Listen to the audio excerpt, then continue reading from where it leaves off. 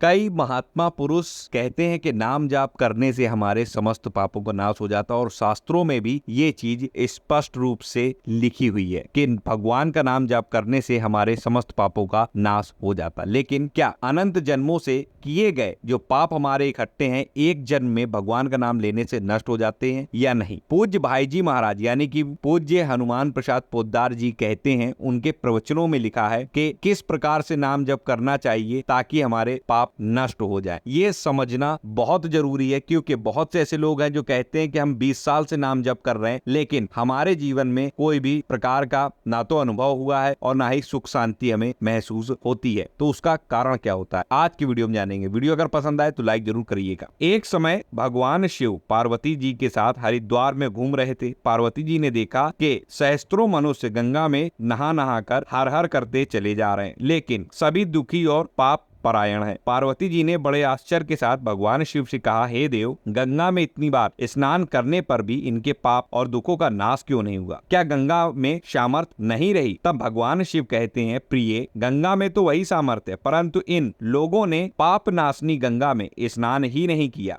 तब इन्हें लाभ कैसे हो? तो पार्वती जी आश्चर्य में पड़ जाती हैं और कहती हैं कि स्नान कैसे नहीं किया? सभी तो नहा कर आ रहे हैं और अभी तक इनके शरीर भी नहीं सूखे। शिव जी ने कहा, ये केवल जल में डुबकी लगा कर आ रहे हैं, तुम्हें कल मैं इसका रहस्य बताऊंगा। दूसरा दिन होता है, तब बड़े जोर की बारिश होने लगती है, गलियों में कीचड़ भर जाता है और एक चौड़े से गड्ढे में पानी भर जाता है जो कि चारों ओर से लपटीले कीचड़ से भर जाता है। शिव जी अपनी ही लीला से वृद्ध रूप धारण करते हैं और उस गड्ढे में ऐसे लेट जाते हैं जैसे एक दिन बुढ़ा गड्ढे में जाकर गिर गया हो और बाहर निकलने का प्रयास करते हैं। साथ ही पार्वती जी को ये समझा देते हैं कि गड्ढे के पास बैठ जाओ और जो भी यहाँ से निकले तुम उन्हें पुकारना और उन्हें कहना कि मेरे वृद्ध पति अचानक गड्ढे में गिर पड़े हैं, कोई पुण्य आत्मा इन्हें निकाल कर इनके प्राण बचाए और मुझ असहाय की सहायता करे। शिव जी ने और यह भी समझा दिया कि जैसे ही कोई गड्ढे में से मुझे निकालने को तैयार हो तब इतना और कह देना कि भाई, मेरे पति सर्वथा निष्पाप है, इन्हें वही छुए जो स्वयं निष्पाप हो। यदि आप निष्पाप हैं तो इनको हाथ लगाइए और अगर आप निष्पाप नहीं हैं तो आप इन्हें हाथ मत लगाइए, अन्यथा आप भस्म हो जाएंगे। पार्वती जी ने बोला तथास्तु और इतना बोल के वे गड्ढे के किनारे बैठ गई। आने जाने वाले लोगों ने उस युवती की पुकार सुनी और कुछ लोग आए देखकर निकल गए, कुछ लोग रुके, लेकिन जब पार्वती जी ने कहा कि ये निष्पाप है और अगर आपके अंदर पाप है और आपने इन्हें छुआ तो आप भस्म हो जाएंगे, ये सुनकर कुछ लोग घबरा गए, डर गए। कुछ लोगों ने कहा कि क्यों इस बुड्ढे के चक्कर में पड़ी हो, चलो और मेरे साथ चलो, और भी अनर्गल शब्दों का इस्तेमाल किया जो नहीं कहे जा सकते हैं, जिनसे कहने पर हमें भी पाप चढ़ेगा। और इसी तरीके से सभी लोगों ने, जितने लोग भी गंगा जी में स्नान करके आ रहे थे, किसी ने भी रुक कर उस बुजुर्ग को निकालने की चेष्टा नहीं की। जब पार्वती जी ने देखा कि सभी लोग नहा कर आ रहे हैं और किसी ने भी निकालने की चेष्टा नहीं की, किसी में हिम्मत नहीं है कि मेरे नाथ को इस गड्ढे से बाहर निकाले, कुछ ही देर बाद देखा जाता है एक जवान हाथ में लोटा लिए हर हर करता हुआ निकला। पार्वती ने उसे भी वही बात कही। युवक का हृदय करुणा से भर आया, उसने शिव जी को निकालने की तैयारी की। पार्वती ने रोककर कह दिया कि भाई, यदि तुम सर्वथा निष्पाप नहीं होगे तो मेरे पति को छूते ही जल जाओगे। उसने उसी समय बिना किसी संकोच के दृढ़ निश्चय के साथ पार्वती जी से कहा, माता, मेरे निष्पाप होने में तुझे संदेह क्यों है? देखती नहीं मैं अभी गंगा नहा कर आया, भला गंगा में गोता लगाने के बाद भी कभी पाप रहते हैं? तेरे पति को निकालता हूँ। युवक ने लपक कर बूढ़े को ऊपर उठा लिया। शिव पार्वती जी ने उसे अधिकारी समझकर अपना असली स्वरूप प्रकट कर उसे दर्शन दिए और कृतार्थ किया। शिव जी ने पार्वती जी से कहा, इतने लोगों में से इस एक ने ही गंगा स्नान किया है। इसी दृष्टांत के अनुसार जो लोग बिना श्रद्धा और विश्वास के केवल दम के लिए नाम ग्रहण करते हैं उन्हें वास्तविक फल नहीं मिलता, परंतु इसका मतलब यह नहीं कि नाम ग्रहण व्यर्थ जाता है, लेकिन जैसे चाहिए वैसा फल नहीं मिलता है। नाम लेने वाले भी संसार में पूजे जाते हैं जो दम्भ के साथ नाम लेते हैं, उनके पापों का नाश भी होता है, परंतु अनंत जन्मों के जो संचित पाप होते हैं ये और जो इस जन्म भी लगातार होने वाले अनंत पाप है, श्रद्धा रहित नाम से पूरे नष्ट नहीं हो पाते। नाम से पूरा फल प्राप्त ना होने में और भी कई कारण हैं जो हम जानेंगे अगले वीडियो में, जो पूज्य भाई जी महाराज ने अपने प्रवचनों के द्वारा समझाने की चेष्टा की है इस संसार के प्रत्येक मनुष्य को। तो अब आप समझ गए होंगे कि आखिर हर व्यक्ति को नाम में प्रेम क्यों नहीं हो पाता है और हर व्यक्ति जो कई सालों से नाम जप कर रहा होता उसे अनुभव क्यों नहीं होता, क्या कमी होती है हमारे अंदर और किस प्रकार से हमें नाम जपना चाहिए। आशा करता हूँ जानकारी आपको पसंद आए, वीडियो अच्छा लगा और लाइक करिए, चैनल पर नए सब्सक्राइब कर लीजिए, कमेंट में जय श्री हरि जरूर लिखिएगा, इस वीडियो को ज्यादा शेयर करिए। मिलता हूँ अगले वीडियो में नई जानकारी के साथ, तब तक राधा वल्लभ श्री हित हरिवंश।